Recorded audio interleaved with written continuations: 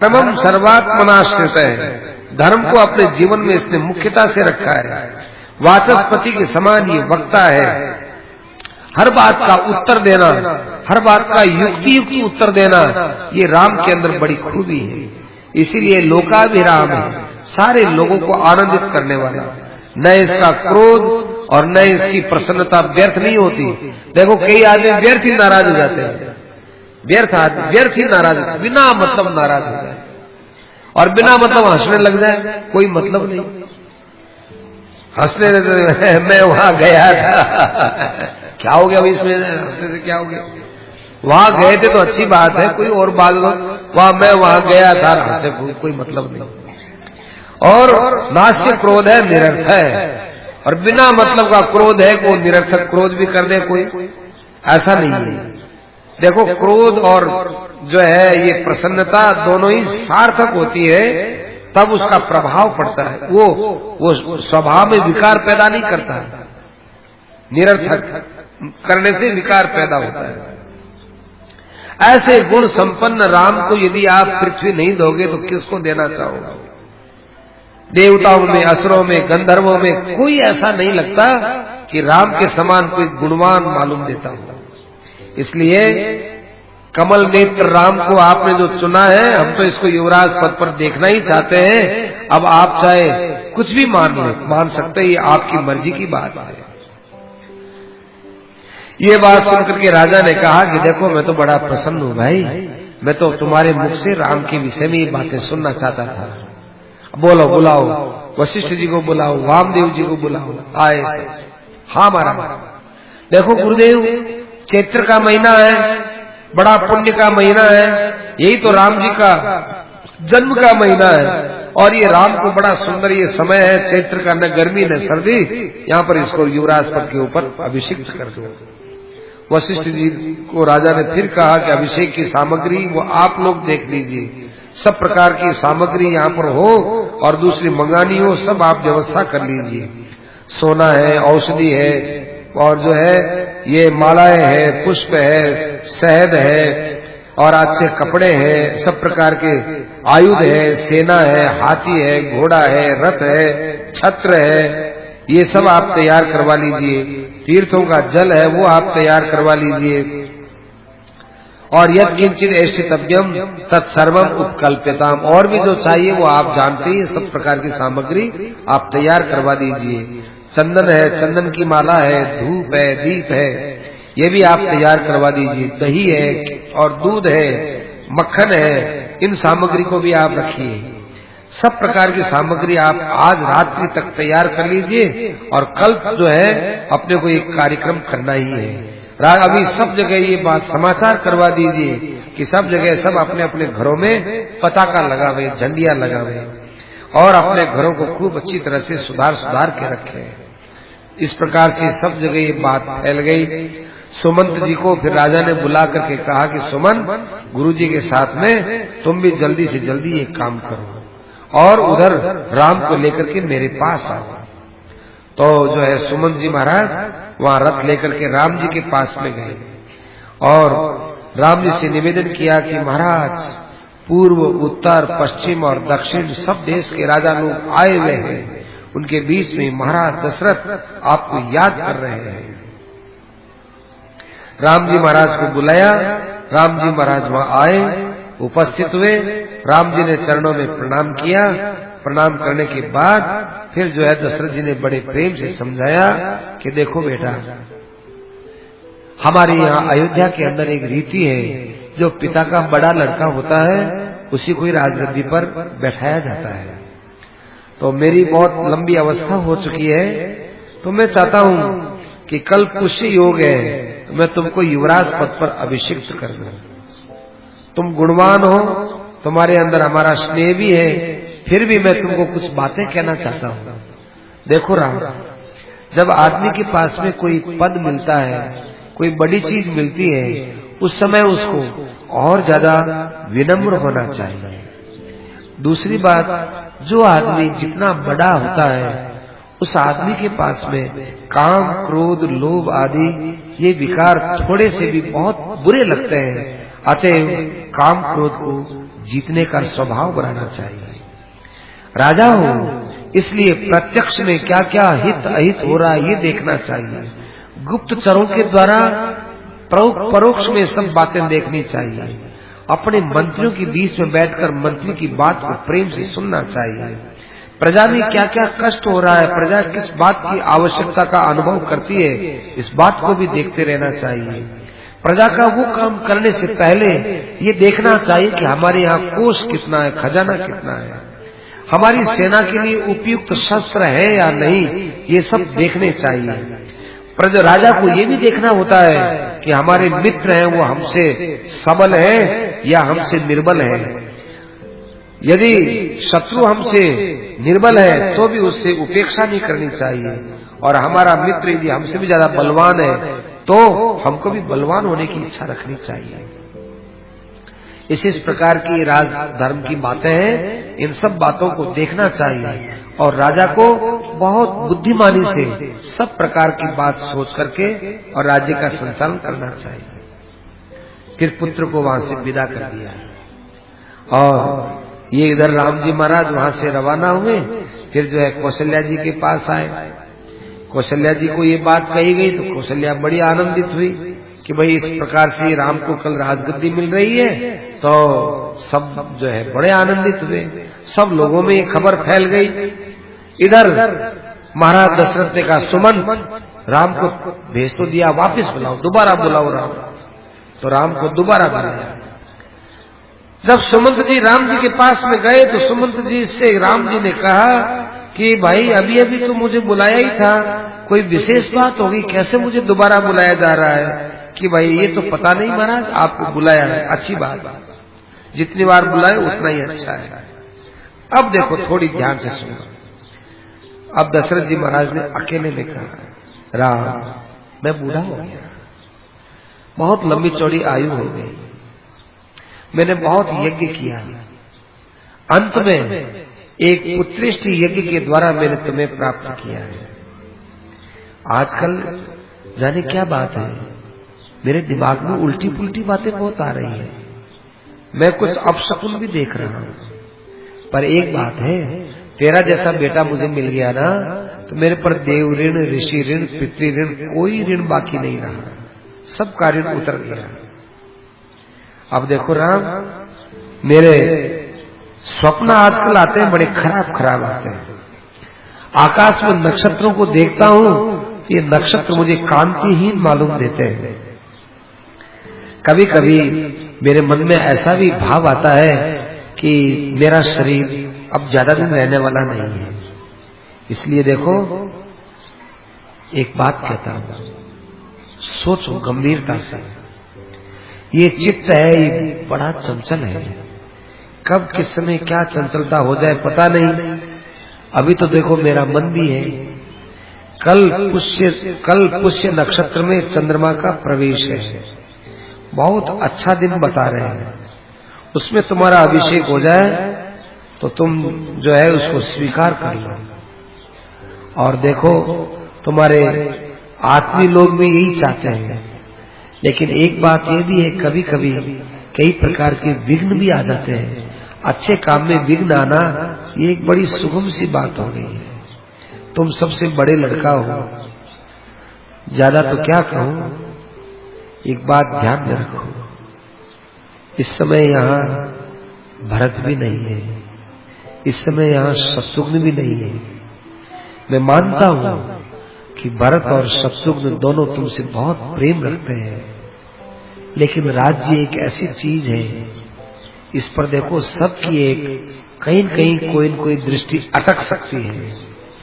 इसलिए जितना जल्दी हो सके, कल तुम्हारा युवराज पद पर यदि अभिषेक हो जाएगा तो उसके बाद सब काम ठीक हो जाएगा। फिर यदि भरत आदि के मन में कुछ लिप्सा भी होगी राज्य की, तो भी एक बार हो जाने के बाद हो गया।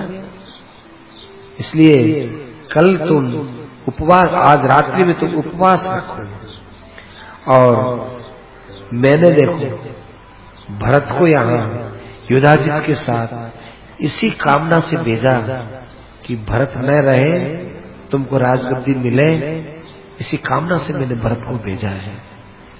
आज तुम चटाई पर सोना, तुम्हारे पास गुरुजी आ जाएंगे, वो बताए उन नियमों का पालन करना और सब काम ठीक है, अब तुम जा सकते हो। राम जी महाराज वहां से रवाना हुए और राम जी महाराज रवाना होकर के अपनी माँ के वहां आए। वहां पर भगवान नारायण की पूजा होती थी, शेष साई नारायण की पूजा होती थी दशरथ जी महाराज के कुल परंपरा में।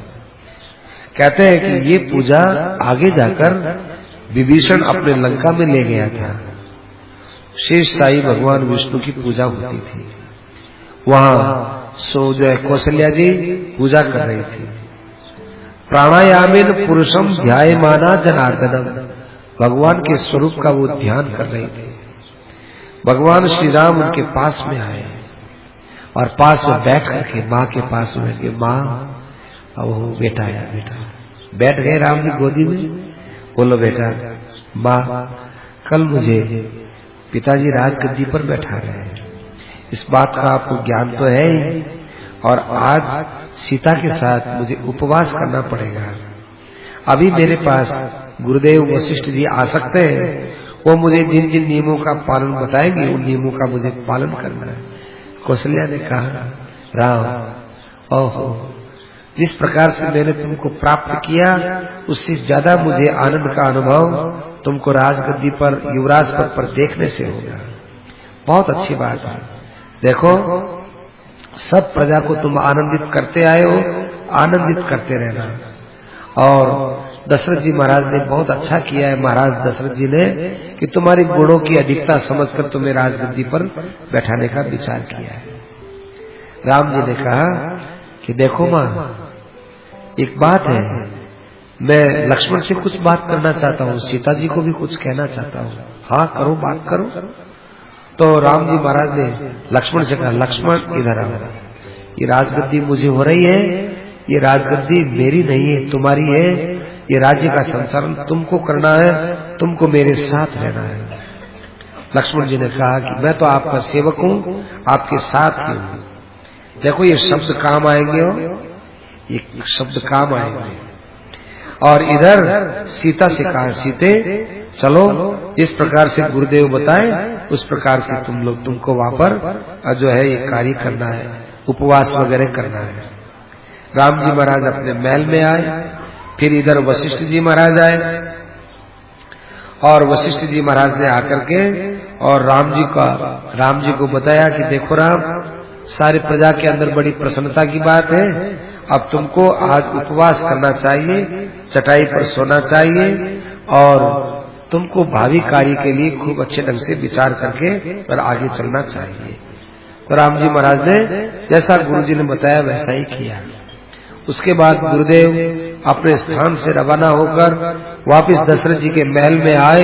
तब तक कि सारी अयोध्या के अंदर ये बात बिजली की तरह फैल गई, कल अभिषेक हो रहा है, सारी अयोध्या की धुलाई पुताई हो रही है, जगह जगह फूलों के जो है अच्छे अच्छे द्वार बनाए जा रहे हैं, सब लोग अपने घरों की सफाई कर रहे हैं। इस प्रकार से आनंद ही आनंद छा रहा है। राम जी महाराज के जाने के बाद राम जी ने अपने यहाँ पर शेष साई भगवान नारायण का जो स्वरूप था उस स्वरूप की उन्होंने पूजा की और ध्यायन नारायणम देवम, भगवान नारायण का उन्होंने ध्यान किया, रात्रि भर उपवास रखा, सब अलंकार वगैरह उन्होंने उस समय में छोड़ दिए थे और फिर प्रातः काल जल्दी उठ करके पूर्व काल की संध्या करके और जो जिस समय में पुण्य आदि का कार्य करना चाहिए था, दान पुण्य का कार्य वगैरह वो सब किया गया है। इधर भाई लोगों के कहने की क्या बात, झुंड के झुंड लोग घर से बाहर आ करके अपने घरों के बाहर लोग मिलते हैं। आहा, देखो आज हम लोग राम जी के राज्य में जन्म लिए हो, यदि हम पहले पैदा होकर मर जाते तो आज का दिन कौन देखता, और यदि हम लोग आगे जन्म लेते हैं सैकड़ों वर्षों के बाद तो भी आज ये दिन कौन देखता। देखो देखो वृक्षों को भी सजाओ, यहाँ खम्भों को सजाओ, सारी अयोध्या को सजाओ, इस सजावट के अंदर हमारे आनंद का भाव प्रकट होता है। ऐसे ऐसे चिरजीव तू महाराजा दशरथ है, दशरथ चिरंजीवी रहे, कैसा बढ़िया दिन हमको दिखा रहे हैं। ऐसी लोगों में बातें हो रही है और सब लोग आनंद के साथ में ये बात देख रहे हैं। अब आगे की कथा है वो फिर कल से कहने का विचार है। हमारे संस्कृत वाङ्मय के आदि काव्यभूत श्री वाल्मीकि रामायण का भगवान की कृपा से यहाँ वाचन हो रहा है। वाल्मीकि रामायण भगवान की लीलाओं के, भगवान के अवतार से पहले ही लिखा हुआ, हजारों वर्ष पहले ये लिखा हुआ दिव्य महापुराण, दिव्य काव्य है।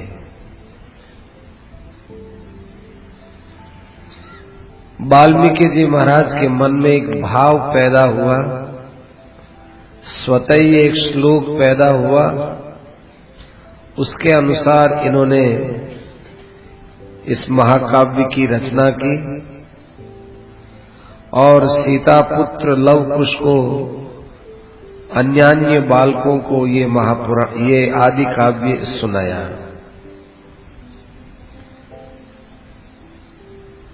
यही लव और कुश गाते गाते अयोध्या आए। लव और कुश पर अकस्मात दृष्टि पड़कर भगवान श्री राम उनके रूप में बड़े मुग्ध हुए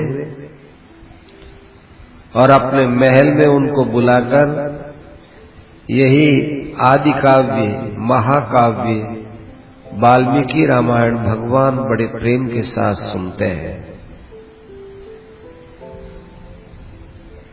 हम लोगों पर भगवान की कैसी कृपा है कि भगवान ने जिस महाकाव्य को सुना वो अपने लोग भी यहाँ सुन रहे हैं। भगवान ने इसमें जो समय लगाया वो अपने लोग भी समय लगा रहे हैं। महाकाव्य वाल्मीकि रामायण को सुनने वाला वास्तव में भगवान के समान वो श्रोता है। भगवान त्रिलोकीनाथ हैं, लेकिन अपने पुत्र से कथा सुनते हैं, अपनी ही कथा सुनते हैं। भगवान को लेश मात्र भी संकोच नहीं हुआ कि मैं छोटे बच्चों से क्या सुनूं।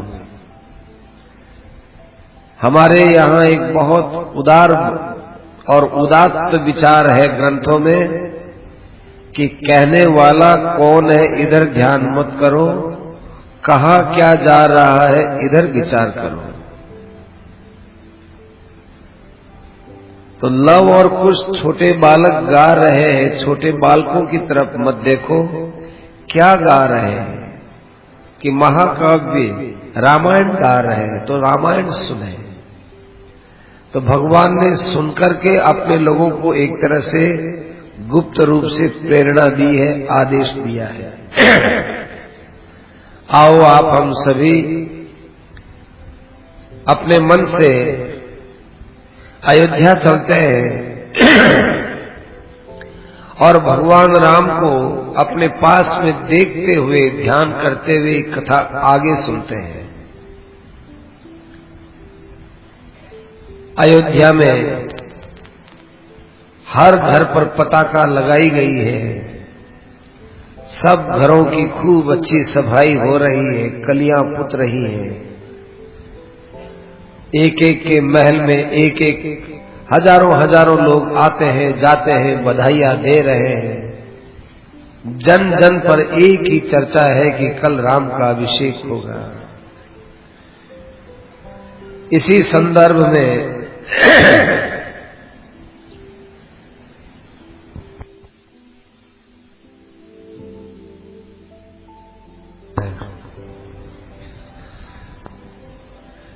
कैकेयी के महल में रहने वाली कैकेयी की एक दासी जिसका नाम मंथरा था, जिसके वंश के विषय में किसी को कुछ भी पता नहीं था। कि ये मंथरा किस देश में पैदा हुई थी, मंथरा किस जाति की थी, मंथरा के माँ बाप कौन थे, इस विषय में किसी को कुछ भी पता नहीं था। वो मंथरा केकी के महल में रहने वाली अकस्मात यूं ही ऊपर छत पर चली गई। बड़ा सुंदर उसका वो महल था। महल पर चढ़कर उसने देखा कि अयोध्या को तो खूब अच्छा सजाया जा रहा है, अयोध्या को धोया जा रहा है। भिस्ती लोग अपने कंधों पर पखाल ले ले करके और उसमें उत्तम जल डाल करके यूं छिड़क रहे हैं। सुगंधित पदार्थ डालने वाले लोग सुगंधियां छिड़क रहे हैं। मालाओं से जगह जगह स्वागत द्वार बनाए जा रहे हैं। जगह जगह फूलों के ढेर लगे हुए हैं। अयोध्या के अंदर हर घर पर बड़ी सुंदर नई ध्वजा पताका लगाई हुई है।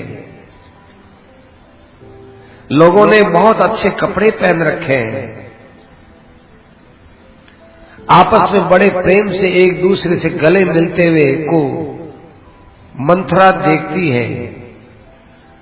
और थोड़ी देर में अयोध्या में थोड़ी सी जगह पर झुंड के झुंड मनुष्य इकट्ठे होते हैं। इकट्ठे हो करके वे खूब जो है हाथ ऊंचे करके नाच रहे हैं। घोड़ों को सजाया जा रहा है, हाथियों को, रथों को सजाया जा रहा है। और पास में कौशल्या के महल के अंदर ब्राह्मण लोग स्वस्ति वाचन कर रहे हैं। कौशल्या के महल से निकलने वाले ब्राह्मण लोग अपने हाथ में बड़े बड़े मोदक लिए हुए, लड्डू लिए हुए, गले में माला पहने हुए और उत्तरीय वस्त्र पहने हुए, दुपट्टा पहने हुए, बड़े प्रसन्न मुद्रा में तिलक लगाए हुए अब कौशल्या के महल से जा रहे हैं। इन सब को देख करके कौशल्या के महल में रहने वाली एक धाय को मंथरा ने पूछा, सखी ये आज अयोध्या में किस बात का आनंद है? विशेषतः कौशल्या के महल में तो देखो कितनी कितनी सजावट हो रही है। हजारों ब्राह्मण आ रहे हैं, जा रहे हैं, पूजन हो रहा है। ये किस बात को लेकर हो रहा है? राम माता कौशल्या लोगों को खूब धन लुटा रही है। ये आज कौन सी खुशी की बात है? तो वो भोली भाली थी धाय मां, उसको पता तो था नहीं कि मैं किसके सामने क्या बोलूं। उसकी भी बड़ी खुशी थी। उसने कहा, अरे सखी तुझे पता नहीं है, कल तो अयोध्या का बहुत विलक्षण सौभाग्य उदित होने वाला है। तुम सबके मन में एक जो बड़ी अभिलाषा है ना कि दशरथ जी राम को युवराज पद पर अभिषिक्त करें, वो कल ही दिन आने वाला है। अरे सखी तुमको क्या इस खबर का पता नहीं? कल पुष्य नक्षत्र है और बृहस्पति इस नक्षत्र में प्रवेश करने वाले हैं। चंद्रमा भी इस नक्षत्र पर आने वाला है। ऐसा समय बड़ी मुश्किल से मिलता है। कल ये समय है और इस समय में महाराज राम जी का युवराज पद पर अभिषेक करेंगे। अतएव उसकी खुशियां कोई कम थोड़ी, मैं तो जितनी खुशी देख रही उतनी कम मालूम दे रही है। आज अयोध्या को तो एकदम खुशी में पागल हो जाना चाहिए। मंथरे तुझे पता नहीं? मंथरा तो उदास सी हो गई। अरे मंथरा देखो कितना कितना कल उत्सव का दिन होने वाला है। मंथरा ने कहा ठीक है, सुन लिया। मंथरा दौड़ी दौड़ी सीढ़ियों से जल्दी जल्दी नीचे उतरी और आकर के कैकेयी से बोली, महारानी जी मैंने इस संसार में आप जैसा किसी मूर्ख को नहीं देखा। आपको अपने विषय में ख्याल नहीं, आपको अपने लोगों के विषय में ध्यान नहीं, आपको अपने पुत्रों के विषय में ध्यान नहीं। क्या होने जा रहा है इस अयोध्या में, आपको कुछ पता है? आप तो केवल एक बात को लेकर बार बार बोलती रहती हो कि मेरे पति मुझे कितना प्रेम देते हैं, कितना आदर देते हैं।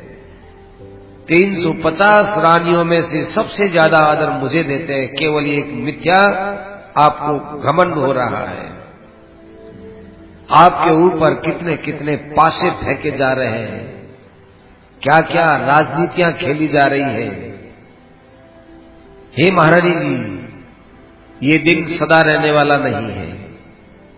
नदी के वेग के अंदर जिस प्रकार से सब चीजें बह जाती हैं, ये आपका मद भी बह जाएगा, सावधान हो जाओ। कैकेयी ने सुना। कैकेयी ने मुस्कुराते हुए, क्या हो गया मंत्री, क्या हो गया, कौन सी आफत आई?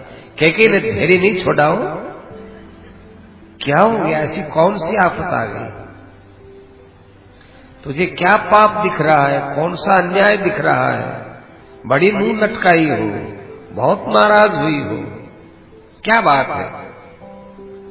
तो और ज्यादा मुंह बना करके आंखों में पानी लेकर के कहने लगी हो, मुझे तो आपकी सेवा में आपके पिता ने दहेज के अंदर दिया था। आपके सब प्रकार के कुशल मंगल की इच्छा रखना मेरा काम है। आप पर जो आफत आने वाली है उसके विषय में आपको अवगत करा दूं कि कल का दिन राम के अभिषेक का दिन है। युवराज पद पर राम अभिषिक्त होंगे, क्या आपको मालूम है? महाराज दशरथ ने आज पूरी अयोध्या के अंदर घोषणा करवा दी है। आप विचार कीजिए, आपकी क्या दशा होने वाली है। आपकी वृद्धि में हमारी वृद्धि है, आपके विनाश में हमारा विनाश है। और राम का अभिषेक का अर्थ कई निकलता है महारानी जी। सबसे बड़ा अर्थ यह है आपका कैद खाने में रहना। सबसे बड़ा अर्थ निकलता है राम का अभिषेक हो जाने के बाद भरत का कैद खाने में रहना। या तो आपको कौशल्या की सेवा करनी पड़ेगी और नहीं तो आपको कैद खाने में रहना पड़ेगा। महारानी जी, राजाओं की बोली जितनी मीठी होती है, इन राजाओं का हृदय उतना ही ज्यादा कुटिल हुआ करता है। तुमने तो ये समझा कि हमारे पति बड़े धर्मात्मा हैं, परंतु धर्मात्मा नहीं है, बहुत कुटिल है। कितना बड़ा अनर्थ आ रहा है और आपको ये बिल्कुल पता नहीं है। आपको तो यही पता है कि महाराज दशरथ मेरे से विचार विमर्श करते हैं, मैं कहती हूं वैसा ही करते हैं, परंतु कौशल्या किस प्रकार से अपने षड्यंत्र को रच रही इस विषय में आपको पता नहीं है। एक राज्य के अंदर बाधा थी केवल तुम्हारे पुत्र भरत की। राजा ने बड़ी चतुराई के साथ भरत को ननिहाल भेज दिया। अब राम के राज्य में कोई बाधा नहीं है और आपको पता नहीं है आपके पति आपके साथ कैसा व्यवहार करते हैं। आपके पति वो सांप हैं जो आपके गले से लिपटे हुए हैं, जिसके अंदर जहरीला जहर है, मारक जहर है, और वे अपने फन से सबसे पहले आपको ही डसने वाले हैं। आज कैकेयी के वहां देखो महल में कितना आनंद छा रहा है, क्यों नहीं छाएगा। ऐसा पापी तुमको पति मिला है कि जिसने तुमको ठगा और काम उन्होंने कौशल्या का बनाया है। देखा राम जी के महल में कितना आनंद। राम को कल राजगद्दी मिलने वाली है, युवराज पद पर ये बैठने वाले हैं। उसके बाद तो भाई क्या होने वाला है सो देखो। अपने पुत्र की रक्षा करो, अपनी रक्षा करो। मेरी और आंख फाड़ फाड़ की क्यों देखती हो? तुम्हारे भविष्य की ओर आंख फाड़ करके देखती तो कैकेयी आज ये दिन नहीं आता। मेरी ओर आंख फाड़ करके देखती हो, इससे क्या होने वाला है? मंथरा के वचनों को सुनकर के कैकेयी हंसी। और हंस करके कहने लगी, है मंथरे, सच्ची बात है, कल राम का अभिषेक होने वाला है, सच्ची बताओ, तुम तो बहुत अच्छी खबर सुनाती हो मंथरे, कल राम का अभिषेक होने वाला है क्या? अरे राम का अभिषेक होने वाला है, अरे मेरे पास ये आभूषण तो भाई मुझे बहुत प्रिय आभूषण पिता ने दिया था, और इस आभूषण को लेकर मैं बड़ी गौरवान्वित हूं कि ऐसा आभूषण लोगों को मिलता नहीं है। ये मेरा बाहर सर्व प्रिय आभूषण, ये आभूषण तुमको देती हो, लो मंथरे आभूषण ले। बड़ी अच्छी खुशखबरी सुनाई। पर एक बात बताओ कि तुम्हारे मन में और तरह तरह की फालतू की बात क्यों पैदा हो रही है? कभी तुम भरत का नाम लेती हो, कभी तुम महाराज दशरथ का नाम लेती हो, कभी कौशल्या की बात बोलती हो, कभी राम के विषय में अंत संत बोलती हो। ये क्या हुआ? तो ये जानती है क्या मेरे मन में राम और भरत के विषय में कोई भेद